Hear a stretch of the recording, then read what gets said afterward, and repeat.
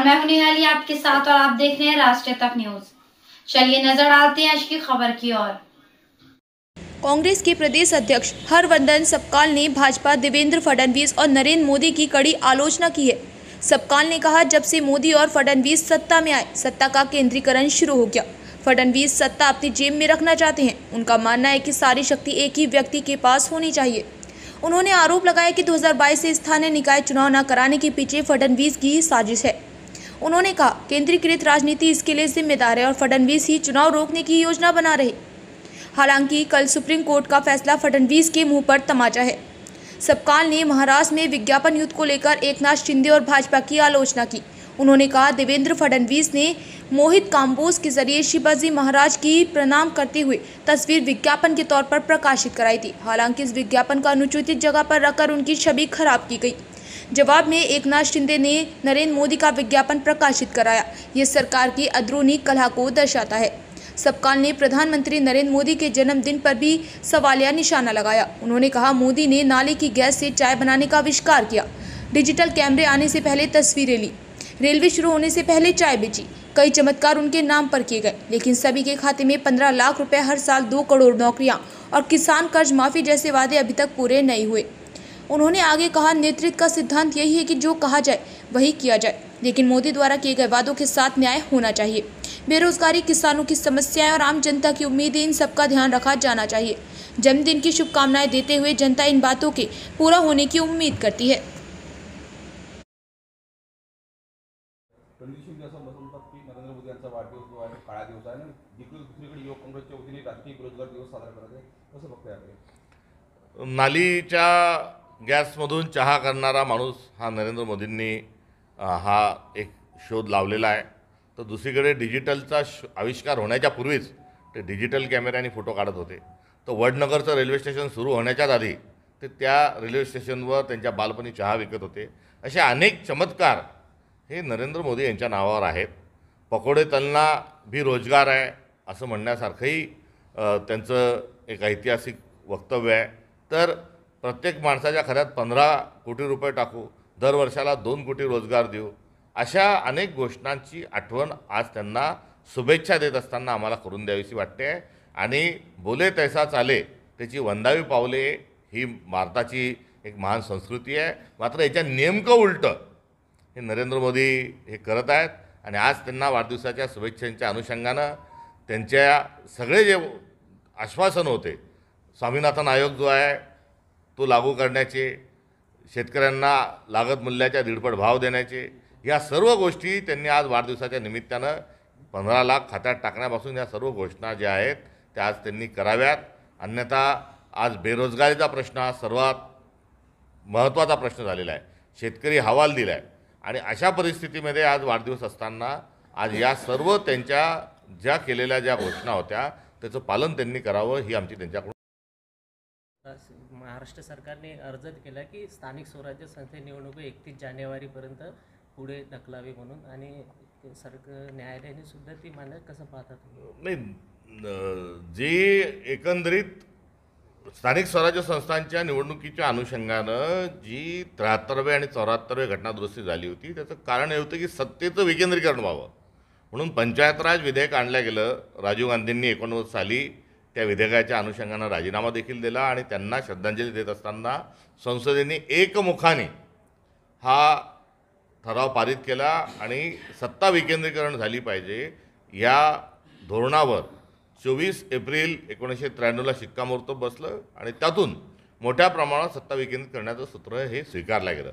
मात्र नरेंद्र मोदी जेव्हापासून सत्तेवर आलेत आणि भाजप सर्वदूर जेव्हा सत्तेवर आलेली आहेत आणि देवेंद्र फडणवीस जेव्हा सत्तेवर आले तेव्हा सत्तेचं केंद्रीकरण सुरू आहे आणि सर्व जी सत्ता आहे ही देवेंद्र फडणवीसांना त्यांच्या जॅकेटच्या खिशात ही हवी आहे।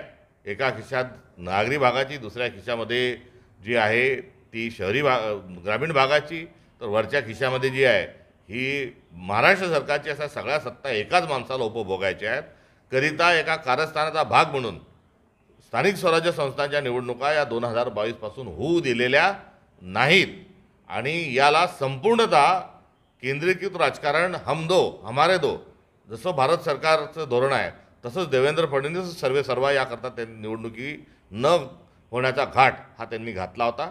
इतपर कालचा निर्णय जो आहे हा सुप्रीम कोर्टाने देवेंद्र फडणवीस यांना दिलेली ती चपराक आहे असं म्हटलं चुकीचं.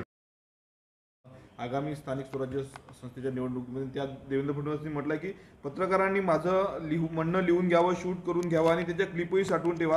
काही झालं तरी मुंबईत महायुतीचाच महापौर बसणार. पहिले निवडणुका जाहीर करा, पहिले प्रभाग रचनेचा घोळ जो आहे तो सोडवा, पुन्हा त्या ठिकाणी जातीच्या आरक्षणाच्या अनुषंगानं जो बदललेले नियम आहे उतरत्या क्रमाचे ते सुधारा आणि मग राणा भीमदेवी थाटामध्ये तुम्हाला जे काही बोलायचं ते करा. घोडा मैदान हे काही दूर नाही. ते ज्या आविर्भावात बोलतात आहे त्याचा पर्दाफाश झाल्याशिवाय राहणार नाही. राहिला कालचा भारतीय जनता पक्षाचा जो जिल्हाध्यक्षांचा आणि त्यांच्या प्रदेशचा जो मेळावा होता हा स्थानिक स्वराज्य संस्थांच्या निवडणुकीनुसार नव्हता. तर नरेंद्र सिलेंडर हे धोरण आपल्या देशाच्या पंतप्रधानांनी दुर्दैवाने घेतल्यानंतर आणि ट्रम्प यांनी जो आता टेरिफचा एक अन्याय महाराष्ट्रावर भारतावर केल्यानंतर आता त्या अनुषंगानं स्वदेशीचं स्वप्न हे आता भाजपला पडायला लागलं आहे. त्यामुळे येणाऱ्या काळात स्वदेशी नावाने लोकांपर्यंत जा आणि आपली गेलेली अब्रू जी आहे, ट्रम्पनी घालवलेली जी अब्रू आहे ती वाचवण्याचा एक केविलवाना प्रयत्न करण्याच्या अनुषंगानं काल त्यांच्या संपूर्ण भाजपच्या कॅडरला त्यांनी सूचना दिल्या आहेत. आणि सोबतच राहुल गांधी अनेक दिवसांपासून जो GSTच्या अनुषंगानं ज्या सूचना करत होते त्या शेवटी सरकारला या पाळाव्या लागल्या. कारण त्यानुसार आर्थिक ज्या काही गुंते निर्माण झाले होते, इन्फ्लेशन वाढलं होतं आणि आता जो GST कमी केला त्याचं श्रेय हे नरेंद्र मोदींना भेटलं पाहिजे. याकरता सगळ्यांना काल सूचना देण्याचा एक केविलवाना प्रयत्न त्या कालच्या मीटिंगमधून त्यांचा झालेला आहे. त्यामुळे वरकरणी स्थानिक स्वराज्य संस्था जरी असले तरी त्यांची पायाखालची जमीन ही सरकू लागायला लागली आहे. म्हणून आता असे हातखंडे भाजप हे आपणत असल्याचं अमरभूमी ते ना मुक्तीसंग्राम दिनानिमित्त मुख्यमंत्र्यांच्या कार्यक्रमात OBC आंदोलकांनी खूप मोठ्या प्रमाणात घोषणाबाजी केलेली आहे. काळे झेंडे आणि आमचं आरक्षण सुरक्षित ठेवा म्हणून. भोगकर्माची फळं हा धडा आता मुख्यमंत्री देवेंद्र फडणवीस यांना हळूहळू भेटणार आहे. कारण सत्तेवर येण्यासाठी त्यांनी जे मुख्यतः प्रामुख्याने जे 2 कांड केले, एक तांत्रिक स्वरूपाचं सत्तेचा गैरवापर करत असताना केंद्रातल्या सत्तेचा उपयोग आणि गैरउपयोग घेत असताना त्यांनी मतचोरीच्या माध्यमातून मतदारावर एक डल्ला मारलेला आहे. तर दुसरीकडे महाराष्ट्रामध्ये जातीवाद निर्माण करण्याचं काम, जातींना लढवण्याचं काम, माणसांना लढवण्याचं काम हे देवेंद्र फडणवीसांनी केलं आहे. केवळ भारत पाकिस्तान हिंदू मुस्लिमच नव्हे तर मराठा विरुद्ध ओबीसीच्या आतल्या ज्या जाती आहेत त्या एकमेकांच्या विरोधात लढवणं, कोणाला ST म्हणून मान्यता देऊ, कोणाला SC म्हणून मान्यता देऊ, कोणाला OBCत घेऊ, असं जे देवेंद्र फडणवीसांनी त्यांच्या बंगल्यावर उपमुख्यमंत्री असताना जे केलं होतं त्याचे परिणाम आता समोर ही यायला लागलेली आहेत. वास्तविक पाहता जातनिहाय जनगणनेचा सूत्र हे अत्यंत परिणामकारक आणि उपयोगी असताना ज्याचा राहुल गांधींनी मोठा आग्रह धरला, भारत सरकारने त्याला मान्यता दिली आणि काँग्रेस शासित जे सर्व प्रदेश आहे त्यामध्ये जातनिहाय जनगणनेच्या माध्यमातून जाती आरक्षणाचा तेढा सोडवण्याचा एक काम हे काँग्रेसच्या माध्यमातून हे होत आहे. ते काँग्रेसच्या माध्यमातून जरी होत असलं तरी मुळात जो आरक्षणाच्या अनुषंगानं जो एक गुंता आहे तो सोडवण्याकरता अत्यंत प्रभावी असा जातनिहाय जनगणनेचं एक आपल्याजवळ एक अस्त्र हे आता राहुल गांधींच्या माध्यमातून पुढे येत असताना संविधानातही त्या प्रकारचे आता तरतुदी झालेल्या आहेत. आणि तेलंगणा राज्यामध्ये जातनिहाय जनगणना होऊन त्या ठिकाणी मोठ्या प्रमाणावर सर्व जातींचा समावेश हा करण्यात आलेला आहे. स्थानिक स्वराज्य संस्थांच्या निवडणुकीत तेलंगणामध्ये 42% आरक्षण ठेवण्यात आलेले आहे.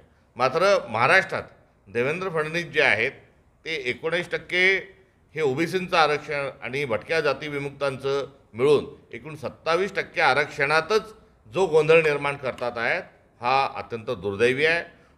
इंग्रजांचं जे धोरण होतं फोडातोडा आणि राज्य करा, आता तेच धोरण हे देवेंद्र फडणवीसांनी कुठेतरी हे आत्मसात केल्याचं आपल्याला दिसून येतं आहे. आणि त्या अनुषंगानं जो सोशल फॅब्रिक आहे हा महाराष्ट्राचा डिस्टर्ब करण्याचं मोठं पाप हे देवेंद्र फडणवीसांच्या माध्यमातून झालं आहे. त्यांनी ताबडतोबीनं त्यांच्या पापाची कबुली द्यावी, क्षमा मागावी आणि सर्व जातींना गुण्यागोविंदाने हातात हात घालून पुढे जाण्याच्या अनुषंगानं सद्भावनेचा प्रयत्न व्हावा असं आमचा आव्हान हे मुख्यमंत्र्यांना आहे। आणि सोबतच जातीचा आरक्षणाचा जो तिढा आहे तो सोडवण्याकरता महाराष्ट्रात तात्काळ जातनिहाय जनगणना करावी ही एकंदरीत आमची असणारी। फिलहाल खबरों में इतना ही। बाकी खबरों के लिए देखते रहिए राष्ट्रीय तक न्यूज।